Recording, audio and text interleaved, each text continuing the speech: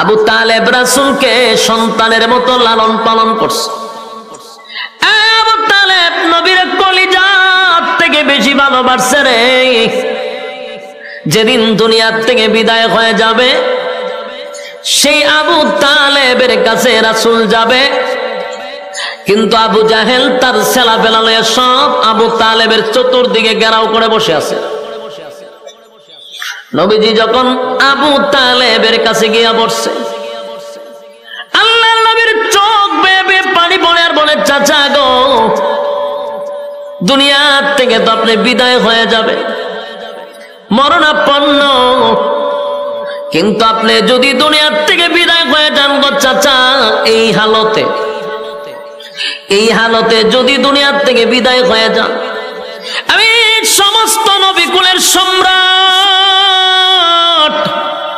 আমি নবীদের নবী, সমস্ত নবীকুলের সম্রাট, ইমামুল মুরসালিন, খাতামুন নবিয়্যিন, নবী মুহাম্মদুর রাসূলুল্লাহ সাল্লাল্লাহু আলাইহি ওয়াসাল্লাম, সমস্ত নবীকুলের সম্রাট হইয়া কিয়ামতের মাঠে আপনি চাচাকে সুপারিশ করার মতো আমার কোনো সুযোগ থাকবে না, আমার কোনো ক্ষমতা থাকবে না আপনাকে সুপারিশ করা।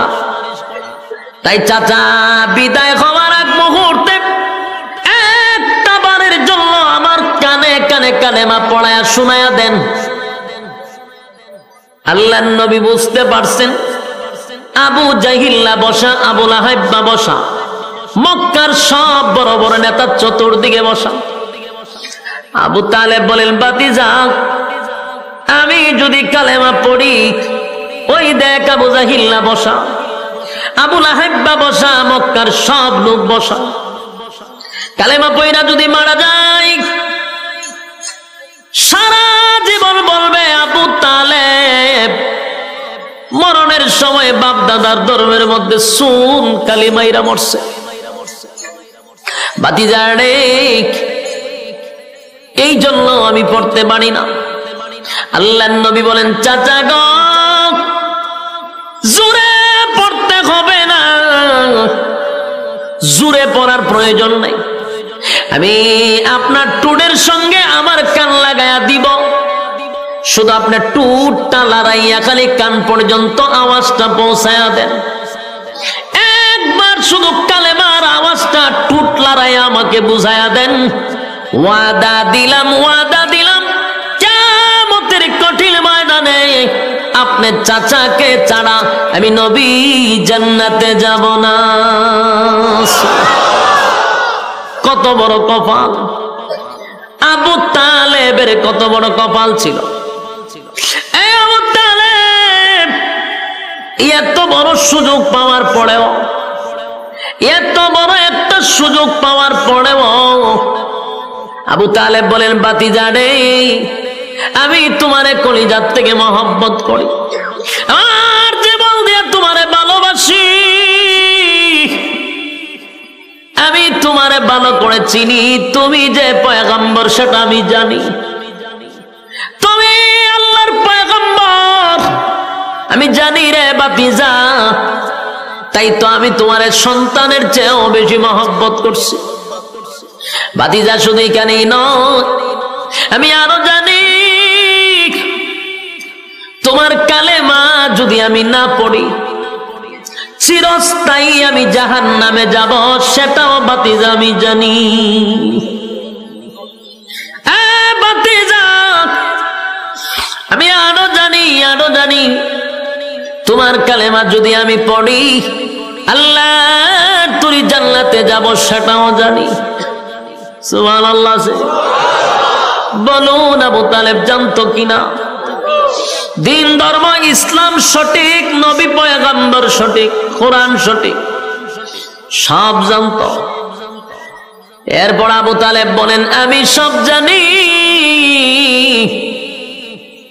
কিন্তু আমি কালেমা পড়তে পারলাম না রে বাতিজা, তোমারে মহব্বত করি, তারপরেও আমি কালেমা পড়ব না, কারণ আমি যদি কালেমা পড়ি, সমাজের মানুষ সারা জীবন আমারে বলবে বাপ দাদার ধর্মের মধ্যে চুনকালি লাগাইছে, এটা বরদাস্ত করতে পারবো না। তাই আমি কালেমাটা বললাম না। আমি তোমার কালেমা না পড়িয়া তোমার আল্লাহর জাহান্নামটা বেছে নিলাম। নাউজুবিল্লাহ। হেদায়েত কি সবার কপালে তাহিল? কথা বল না দি, সবার কপালে হেদায়েত নাই। এখানে যে সবাই ওয়াজ শুনতে আসছে, সবাই কি হেদায়েত পাইব? কথা বল না দি, এরকম সবাই হেদায়েত পাইতো, বাংলাদেশে কত লক্ষ মাহফিল হয়, সব মানুষ আল্লাহর ওলি হয়ে যেত গা, ঠিক নেই? সারা দেশে খালি আল্লাহর ওলি থাকতো, বুজুর্গ হয়ে বইরা যেত গা। কিন্তু যত মাহফিল হচ্ছে, মানুষ ভালো হইতে জানে, খারাপ হইতে বেশি। খারাপের সংখ্যা কম না, ভালার সংখ্যা খুব কম, খারাপের সংখ্যাটাই বেশি। কেন? সবার কপালে হেদায়েত নাই। রাসূলের আপন চাচা যেই মহব্বত রাসূলকে করছে, নিজে না খাইয়া রাসূলকে খাওয়াইছে, জরায়া দইরা রাসূলকে ঘুমাইছে, এত মহব্বত আর এত ভালো, রাসূলের জন্য জীবন দিতেও প্রস্তুত ছিল। সেই চাচা কয় আমি জাহান্নামটা বাচ্চা নিয়েছি। চিন্তা করছে? এই জন্য সবার কপালে হেদায়েত নেই, তকদিরে থাকতে হয়। তকদিরে না থাকলে করবেন কি? আল্লাহর নবীর সাথে সাথে এই কথা শোনার পরে চোখ দিয়ে পানি ছেড়ে দিছে। নবীর গাল মোবারক বেবে, দাড়ি মোবারক বেবে পানিগুলি পড়তেছে, অজরে নবী কাঁদতেছে। হায় রে, আমার চোখের সামনে আমার চাচা দুনিয়ার থেকে বিদায় হয়ে যাবে, কেমনে গো আমি বরদাস্ত করি? আল্লাহ সাথে সাথে তখন একটা আয়াত নাযিল করছে, ইন্নাকা লা তাহদি মান আহবাবতা ওয়ালাকিন্নাল্লাহা ইয়াহদি মান ইয়াশা। আয়াতে কারিমা নাযিল করে আল্লাহ বলেন, নবী গো, আবু তালেব আপনার মহব্বতের চাচা হতে পারে, কলিজার টুকরা চাচা হতে পারে, তাই আপনি চাইলেই আবু তালেবকে হেদায়েত দিতে পারবেন না। আমি আল্লাহ আপনাকে হেদায়েতের দায়িত্ব দেই নাই। বলুন হেদায়েতের মালিক কে? দুনিয়ার কোন পীর ফকির হেদায়েত দিতে পারবে? নবী রাসূল? পৃথিবীর কোন নবী রাসূলের হাতে আল্লাহ হেদায়েত দেয় না। ইন্নাকা লা তাহদি মান আহবাবতা ওয়ালাকিন্নাল্লাহা ইয়াহদি মান ইয়াশা ওয়া হুয়া আ'লামু বিল মুহতাদিন। আমি চোখের পানি আপনি মুছে ফেলুন, আপনার মহব্বতের চাচা হতে পারে গো, কিন্তু আপনি চাইলেই আপনার চাচাকে আপনি হেদায়েত দিতে পারবেন না, কারণ আমি হেদায়েতের দায়িত্ব আপনি নবীকে দেই নাই গো নবী। আপনি যতই চেষ্টা করেন, আমি আল্লাহর সিদ্ধান্ত আবু তালেব রে হেদায়েত দিব না। আল্লাহ হেদায়েত দিবে না। রাসূল কান্দে, আল্লাহ কয় খাইন্দা লাভ নাই। আপনি যতই কান্দেন, আমি তারা হেদায়েত দিব না। কেন দিবে না? এটা লম্বা আলোচনা, আমার এই দিকে যাওয়ার উদ্দেশ্য না, যেটা বুঝাইতে চাচ্ছি। আবু তালেব মারা যাওয়ার পরেই শুরু হইল রাসূলের উপরে নির্যাতন। এতদিন তো সাহাবায়ে কেরামরে মারছে, এতদিন তো সাহাবায়ে কেরামদের উপরে নির্যাতন করছে, আর রাসূলের উপরে টাচ করার সাহস পাইছিল না। আবু তালেব মারা যাওয়ার পরেই খাদিজাতুল কুবরা মারা গেল, আবু তালেবও মারা গেল। সবচেয়ে কষ্টের এই সময়টা রাসূলের। তখন রাসূলকে তারা পাথর মারতে শুরু করলো, রক্তাক্ত করলো আল্লাহর রাসূলকে। গোটা মক্কা নগরীতে যারা কালেমার দাওয়াত গ্রহণ করছে, তাদের উপরে নির্যাতন আর নির্যাতন। নবীর শরীর থেকে রক্ত জড়ায়। সাহাবায়ে কেরাম নবীর কাছে গিয়ে বলে, হাবিব, ও আল্লাহর পয়গম্বর, আল্লাহর কাছে একটু বলেন না গো, আসমান থেকে যেন আমাদেরকে সাহায্য করে। আমরা আর বরদাস্ত করতে পারি না, আর সহ্য করতে পারি না, আর সহ্য করতে পারি না, একটু আল্লাহর কাছে বলেন। নির্যাতনের শিকার সাহাবায়ে কেরাম, জ্বলন্ত কয়লার মধ্যে সাহাবায়ে কেরামদেরকে শোয়া দেয়, জিহ্বার মধ্যে পেরাক মেরে দেয়। একটাই অপরাধ, লা ইলাহা ইল্লাল্লাহর স্লোগান দেওয়ার কারণে জিহ্বার মধ্যে পর্যন্ত পেরাক মেরে দিছে। এত নির্যাতন, নির্যাতনের শিকার যখন হয়ে গেল, তখন আল্লাহ নির্যাতিত মুসলমানদেরকে সান্ত্বনা দেওয়ার জন্য আমার তেলাওয়াতকৃত সূরা বুরুজ নাজিল করে দেয়। এই সাহাবায়ে কেরাম সবাইকে সান্ত্বনা দেওয়ার জন্য আল্লাহ তখন সূরা বুরুজ নাজিল করে, সূরা বুরুজ নাজিল করে। 4টা কসম করছে আল্লাহ। কয়টা কসম? আরো জোরে, হ্যাঁ সবাই মিলে কর। 4টা কসম করছে আল্লাহ। সূরা বুরুজ নাজিল করছে সান্ত্বনা দেওয়ার জন্য নির্যাতিত মুসলমানদেরকে। আল্লাহ সান্ত্বনা দিতেছে, সান্ত্বনা দেওয়ার আগেই আল্লাহ 4টা কসম করছে। কয়টা? আল্লাহ সূরা বুরুজে বলেন, ওয়াস-সামাই যাতিল বুরুজ, কসম দুর্গ বিশিষ্ট আকাশের, তারকা আকাশ যেটাই বুঝেন, নক্ষত্র। আল্লাহ বলেন কসম, তারকার কসম, নক্ষত্রের কসম। ওয়াল ইয়াউমিল মাউউদ, আল্লাহ বলেন কসম পরকালের, যেদিন আমি আল্লাহ বিচার করব, পুনরায় তোদেরকে আবার জীবিত করব, সেই কিয়ামত দিবসের কসম। ওয়াশাহিদিন ওয়া মাশহুদ, আল্লাহ বলেন জুমার দিনের কসম, আরাফার কসম। এই 4টা কসম আল্লাহ করছে। ওয়াস-সামাই যাতিল বুরুজ, ওয়াল ইয়াউমিল মাউউদ, ওয়াশাহিদিন ওয়া মাশহুদ।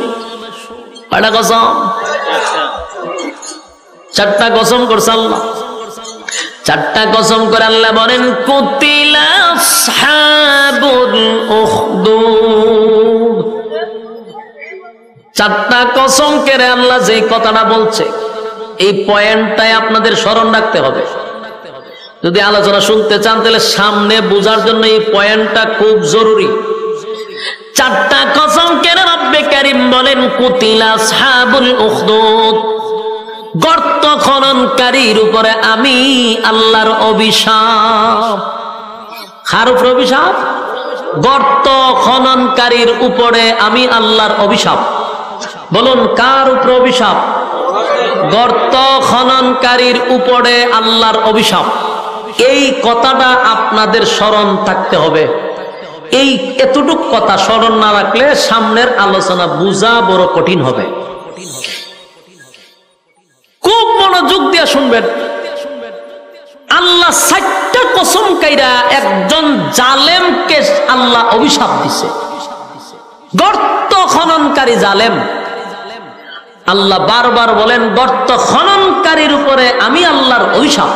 তাও 4টা কসম করে বলছে অভিশাপ, কসম অভিশাপ, কসম অভিশাপ, কসম অভিশাপ। গর্ত খননকারী। এই জায়গাত ওয়াজটা রাখেন, এরপরে আসুন এই সূরা নাজিল হইল কেন বলেন? নির্যাতিত মুসলমানদেরকে সান্ত্বনা দেওয়ার জন্য। হেডলাইন মুখস্থ রাখতে হইব। আপনারা আমার আনছেন অভিগঞ্জ থেকে, হত্যিকা গিচ্ছা উনবার লেগে আনছেন নি? গল্প, কাল্পনিক কথা, হ্যাঁ ফিসা উড়া গেছে সাগরে, ওই নদী পার, ইটা উনবার লেগে নি? খবর ভেঙে আছে, আগুন লেগেছে, ওটা দৌড় মারছে, ইটা উনবার লেগে আনছো? তাহলে একটু মনোযোগ দিয়ে শুনেন। যদি মনোযোগ দেন খুব সহজে বুঝবেন। এই পয়েন্টগুলো ইয়াদ রাখবেন। 4টা কসম করে নির্যাতিত মুসলমানদেরকে সান্ত্বনা দেওয়ার জন্য আল্লাহ সূরা বুরুজ নাজিল করছে। আমি যদি আপনাদেরকে জিজ্ঞাসা করি আল্লাহ সূরা বুরুজ কেন নাজিল করছে, আপনারা বলবেন নির্যাতিত মুসলমানদেরকে সান্ত্বনা দেওয়ার জন্য নাজিল করছে। কসম কয়টা কাটছে? 4টা। 4টা কসম করে অভিশাপ কারা দিল? গর্ত খননকারীর উপরে আল্লাহর অভিশাপ। এখন আসুন আমরা পয়েন্ট বোঝা দরকার। প্রথম প্রশ্ন হলো নির্যাতিত মুসলমানদেরকে আল্লাহ সান্ত্বনা দিয়েছে সূরা বুরুজ নাযিল করে, মানলাম। কিন্তু সূরা বুরুজের ভিতরে কি এমন ঘটনা আছে যেই ঘটনা শুনাইয়া সান্ত্বনা দিছে? ঘটনাটা তো জানা দরকার। কথা বলে যে এমন কি আছে সূরা বুরুজের ভিতরে যেটা শুনাইয়া নির্যাতিত মুসলমানদেরকে আল্লাহ সান্ত্বনা দিল? এই ঘটনাটা তো শোনা দরকার।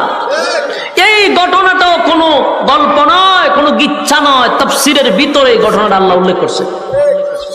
এই ঘটনা কি? রাসূল দুনিয়াতে আসার 90 বছর আগের ঘটনা। রাসূল দুনিয়াতে আসার কত বছর আগের ঘটনা?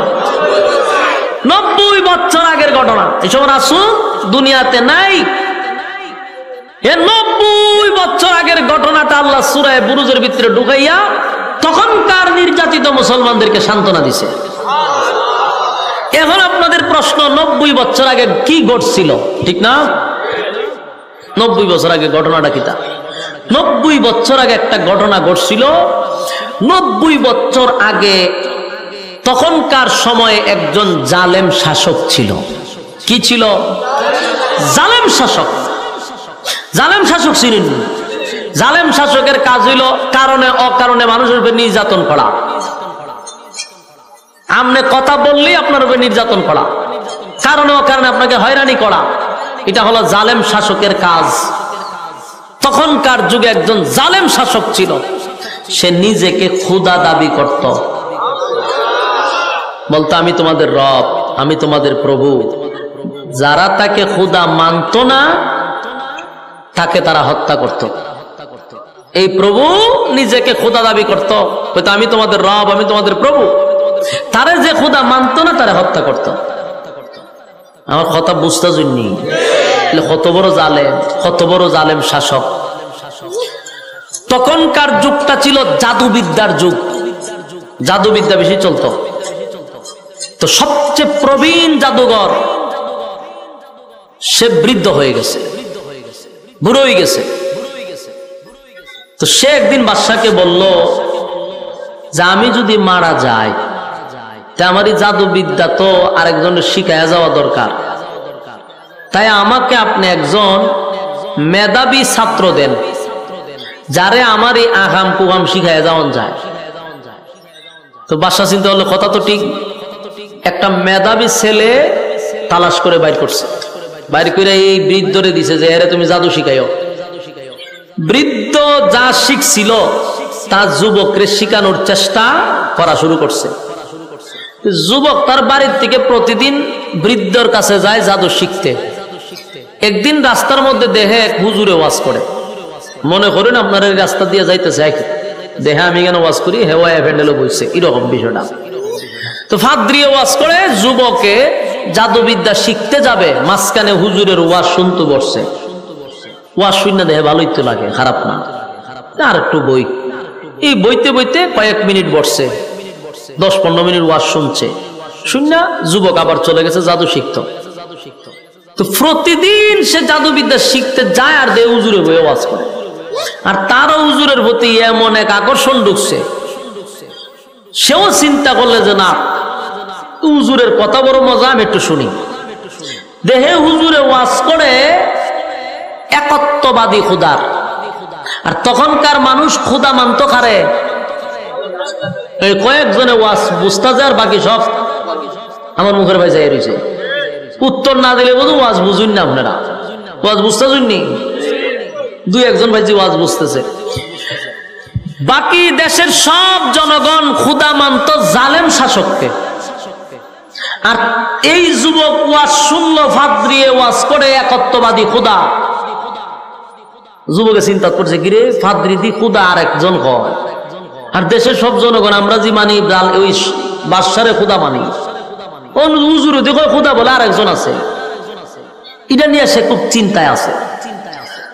এরপরে জাদু শিখে আর হুজুরের কাছে আস্তে আস্তে একদিন কথা শুনতে শুনতে, তার আসল রবের কথা শুনতে শুনতে সে এই হুজুরের হাত ধইরা কালেমা ভরে ঈমান আনছে। ঈমান আনছে। আনার পরে প্রচুর স্টাডি করতে শুরু করলো, গবেষণা শুরু করলো, ভাবতে শুরু করলো। ভাইবা কয় ঠিকই তো আছে, বাদশা খুদ হইব কেমনে? এটা আমাদের মতো নয়, তুই খুদা হয় কেমনে? এই বিষয় নিয়ে খুব চিন্তিত। আর যুবক যত ভাবতেছে আল্লাহ তার রাস্তা তত সহজ করে দিতেছে। এই বিষয়টা তার ভিতরে সবসময় একটা টেনশন আর চিন্তা যে মানুষ যে সবাই বাদশারে খুদা মানে, তা আসল খুদা না।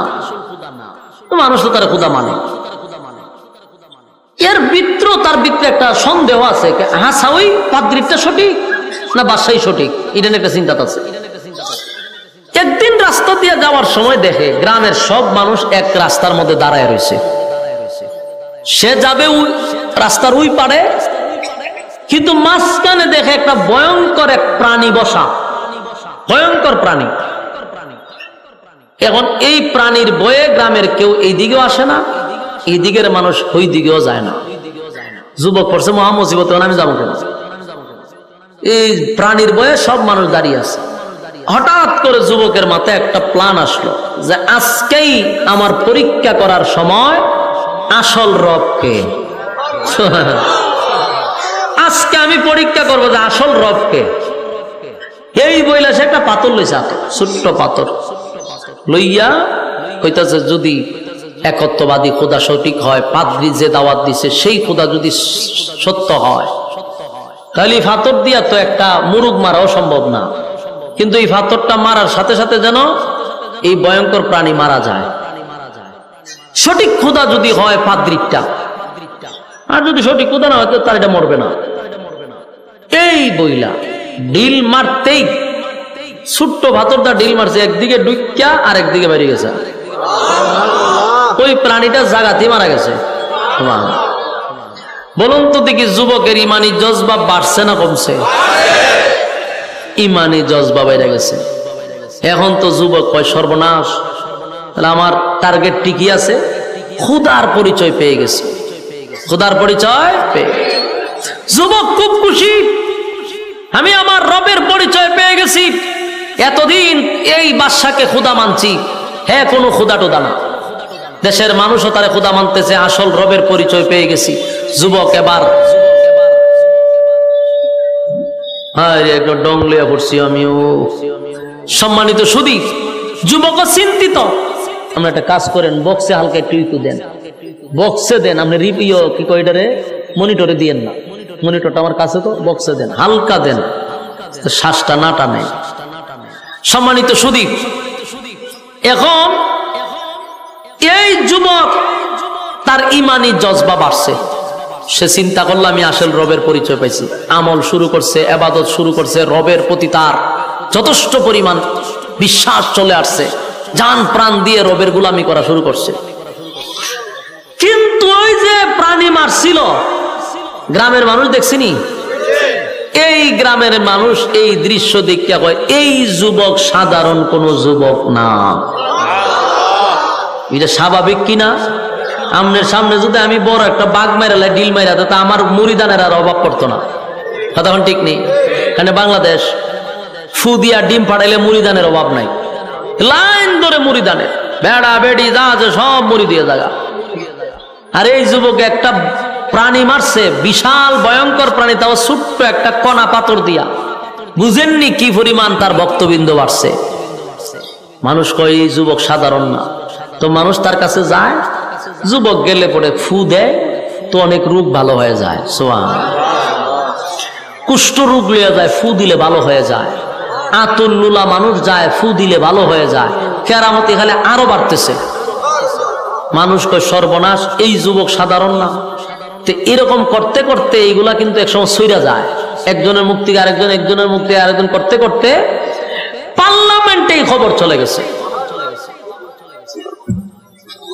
পার্লামেন্টে একজন অন্ধ মন্ত্রী ছিল। কি মন্ত্রী? অন্ধ মন্ত্রী, চোখে দেখতো না। এই অন্ধ মন্ত্রীর খানে গিয়া মেসেজ গেছে যে কই মন্ত্রী সাহেব, সারা জীবন তো আর দুনিয়া দেখছেন না, অন্ধ মানুষ আপনি, আপনার চোখ ভালো হওয়ার একটা মেডিসিন পাইছে। অন্ধ মানুষ যদি উনি চোখ ভালো হইব, তার কত আনন্দ। জিগা কিভাবে? অমুক জায়গায় অমুক একটা যুবক আছে, তার কাছে গেলে আপনার চোখ ভালো হবে। এই মন্ত্রী কথা শুননা যত স্বর্ণ হীরা মণি মুক্তা আছে সব বাস্কর ভিতরে বইরে গেছে যুবকের কাছে। গিয়া কয় যুবক এই বাষ্পকুলো এটার ভিতরে সব স্বর্ণ আছে। জিগায় কেন? বিনিময়ে চোখ ভালো করে দাও। যুবক কয় চোখ ভালো করার ক্ষমতা তো আমার না, আমি তো চোখ ভালো করতে পারি না। মানুষ যে বলে তুমি এটা করে দাও সেটা করে দাও, বলে এগুলো তো আমি ভালো করি না, আমার রব ভালো করে। এই কথা শুনিয়া মন্ত্রী মারছে হাসি। জিগায় আপনি হাসেন কা? হয় তুমি যে রবের কথা কইতেছো, আমি তো হারা দিন রবের কাছেই থাকি। চোখ যদি বালা করতো থেকে আর তোমার কাছে আইতাম? ওই অন্ধমন্ত্রী মনে করছে রব মানে বাদশা, আর দেশের সব মানুষ তো তার রবই মানে। মন্ত্রী কয় আমি হারা দিন তাহি এর কাছে, এ কি এর খুদা আমি বুঝি টুঝি না, এতে কি চোখ বালা করতো? আজ এর কথা। যুবকে কয় আপনি যেই বাদশার কথা বলতেছেন সে তো খুদা হওয়ার কোন যোগ্যতা রাখে না, খুদা হওয়ার কোন যোগ্যতা তার নেই। মন্ত্রী কয় তার মানে তুমি কি বাদশাকে খুদা মানো না? বলে না। এর পরিণাম তো ভালো হবে না, বলে জানি মৃত্যুদণ্ড হবে, আমি আমার আসল রবের জন্য জীবন দিতেও প্রস্তুত। মন্ত্রীর কাছে বলতেছে যে সে কোনদিন খোদা হতে পারে না, সে একটা জালেম শাসক, তাকে যে খোদা মানে না তাকে সে হত্যা করে, সে আবার খোদা হয় কেমনে?